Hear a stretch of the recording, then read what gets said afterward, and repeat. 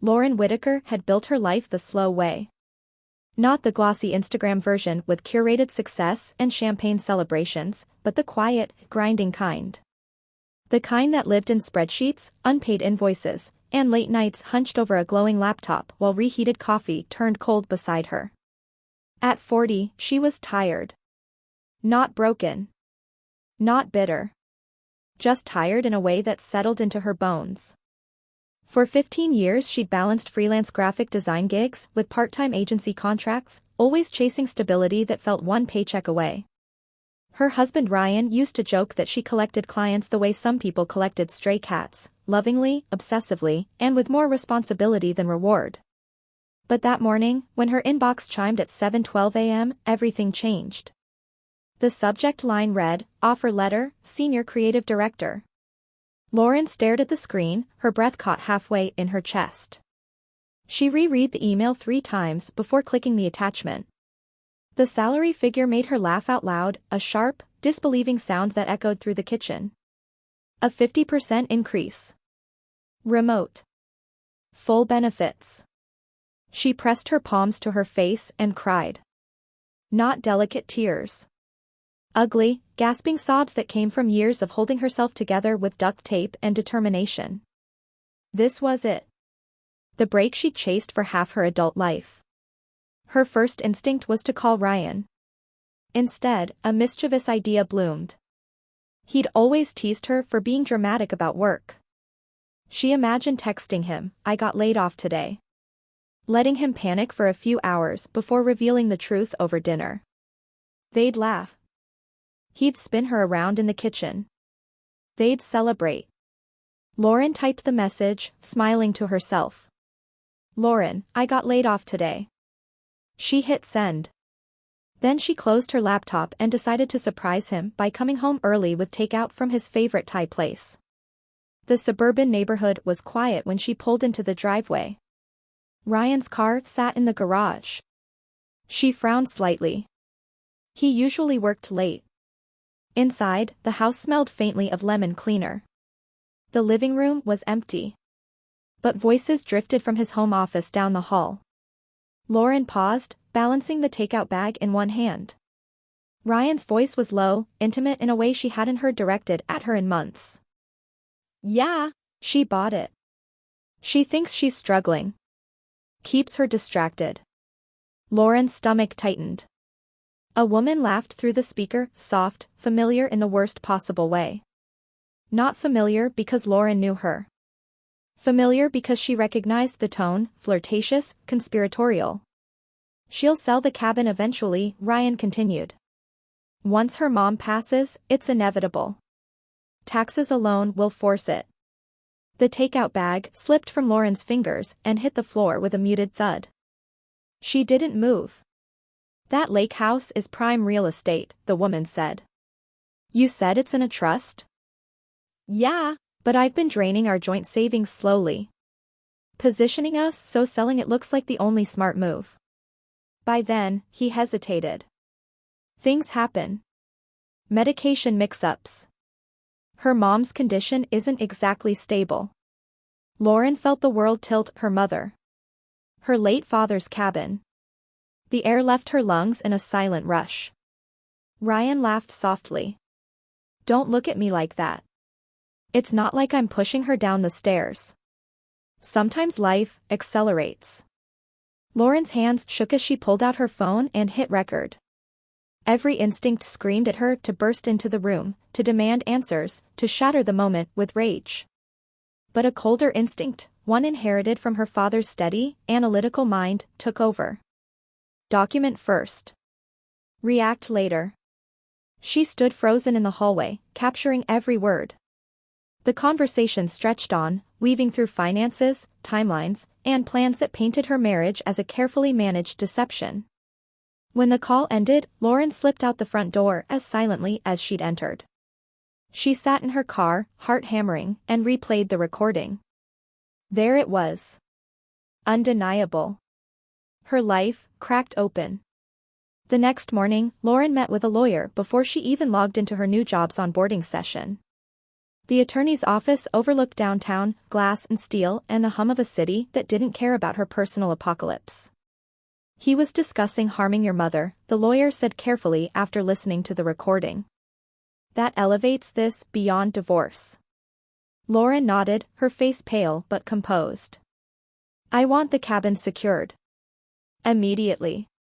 The Wisconsin lake cabin was sacred ground. Her father had built it with his own hands, cedar beams, a wraparound porch, windows that framed the water like living paintings. After his death, it became a sanctuary for Lauren and her mother. The trust documents were ironclad, but the lawyer moved swiftly to add additional protections, transferring oversight and tightening financial boundaries. Lauren paid the retainer with money she hadn't even earned yet, a leap of faith anchored in her new salary. By afternoon, she filed for divorce. Ryan came home to find her sitting at the kitchen table, a folder neatly arranged in front of her. We need to talk, she said. He smiled easily. I got your text. I'm sorry about the layoff, babe. We'll figure it out. Lauren slid her phone across the table and pressed play. The color drained from his face as his own voice filled the room. Silence followed. You recorded me, he whispered. You plan to kill my mother, Lauren replied, her voice steady. And steal my inheritance. Ryan's mouth opened and closed. Excuses tumbled out, misunderstandings, jokes taken out of context, desperation twisting into anger. But Lauren felt detached, as if watching a stranger unravel. I'm filing for divorce, she said. You can keep the house. His eyes flickered with surprise. The suburban McMansion he'd insisted on buying, over-mortgaged, oversized, a monument to appearances, was his obsession. You're giving it to me? I'm freeing myself from it, Lauren corrected. She stood, leaving him amid the wreckage of his plans. The lake greeted her with quiet grace. When Lauren arrived at the cabin weeks later, autumn had begun its slow transformation. Leaves blazed in shades of amber and crimson. The water lay smooth as glass. Her mother sat on the porch, wrapped in a blanket, smiling softly. You look lighter, she observed. I feel lighter, Lauren admitted. The divorce proceedings moved forward with clinical efficiency. Financial infidelity and recorded threats left Ryan little room to maneuver. He clung to the house, drowning in its payments while Lauren built a new life. Working remotely from the cabin felt surreal. Her office overlooked the lake. Sunlight spilled across her desk. Creativity flowed in ways it never had before. Clients noticed. Her reputation grew. Freelance opportunities stacked atop her director role, and soon she curated projects with a confidence born of hard-won independence. Evenings were spent on the porch with her mother, sharing stories and watching the sky dissolve into twilight.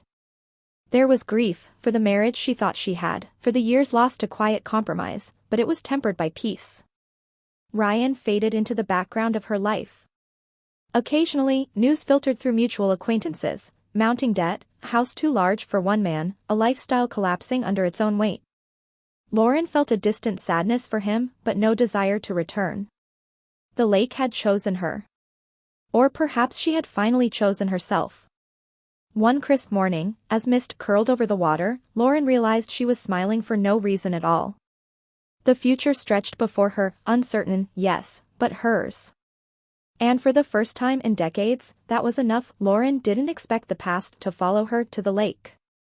For 3 months, life settled into a rhythm so gentle it almost felt staged. Mornings began with fog drifting over the water like breath on glass. She'd sit at the long wooden table her father had built, laptop open, coffee steaming beside her, and design campaigns for clients scattered across the country. Her new role as senior creative director fit her like a tailored coat, demanding but exhilarating. For the first time in years, her work didn't feel like survival. It felt like creation. Her mother's health stabilized in the quiet. The attacks that once sent them rushing to emergency rooms became less frequent. The lake air, the slower pace, the absence as autumn leaned into winter, the lake changed character. The bright greens Lauren had grown used to faded into burnished gold and copper. The water darkened, reflecting a sky that seemed wider out here than anywhere else. With the season came a final reckoning she'd known was coming, the court date for her divorce. Ryan tried to stall. He filed motions, requested continuances, and painted himself as the wronged husband blindsided by a midlife crisis.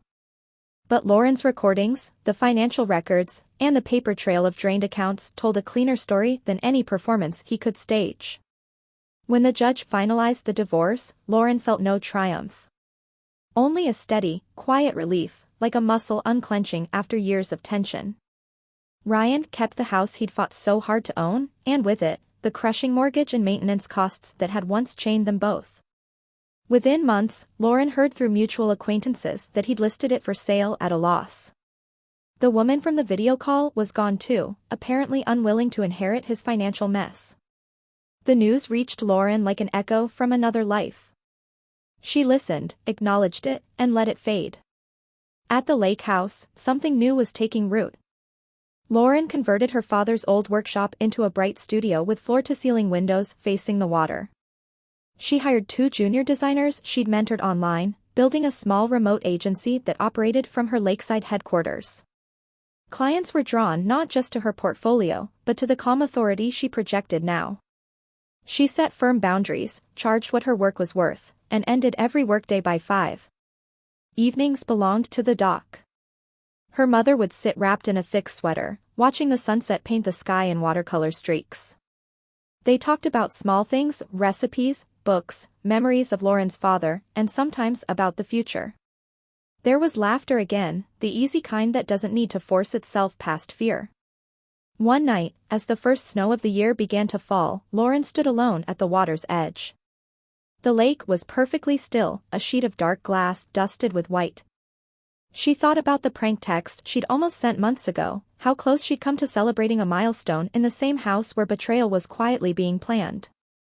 The contrast didn't make her bitter. It made her grateful. She understood now that success wasn't the salary bump or the impressive title.